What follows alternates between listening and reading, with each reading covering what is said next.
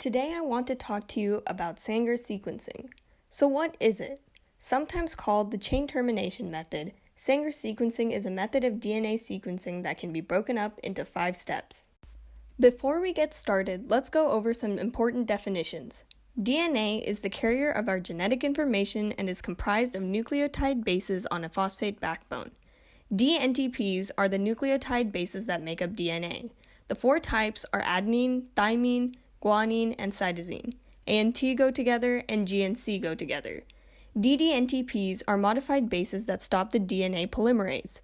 They have a fluorescent indicator that allows us to see which base is where based on the color they emit. DNA polymerase is an enzyme that attaches complementary dNTPs to the DNA after reading the template strand. Denaturing is the process of using heat to break the DNA into single strands. Annealing is using cooling to put the DNA back together. And finally, a primer is a short nucleic acid sequence that acts as a starting signal for the polymerase. Now we can start sequencing our DNA. Step 1 is the polymerase chain reaction, often referred to as PCR. During PCR, the DNA is denatured and primers are attached to each template strand. DNA polymerase then adds the complementary dNTPs, creating 2 copies of the DNA. This cycle is repeated many times to produce many copies of the original DNA.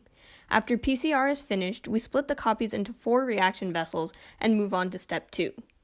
Step 2 is preparing quote-unquote packages for DNA sequencing. These packages are composed of DNA polymerase, dNTPs, ddNTPs, and strands from our DNA copies to act as templates. Each of the reaction vessels will contain only one type of ddNTP.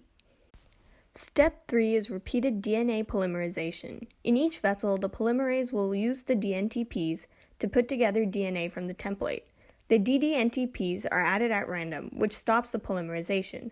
Because of the immense number of DNA copies present, we end up with many fragments of DNA of varying lengths, each differing by 1 base pair.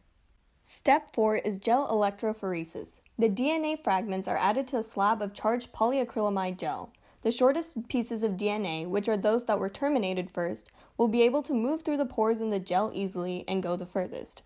The steps in the gel show the difference in fragment length. Finally, step 5 is sequencing.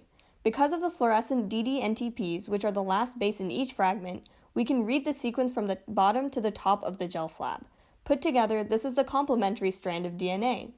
Using simple algorithms, we can compute the template strand of DNA.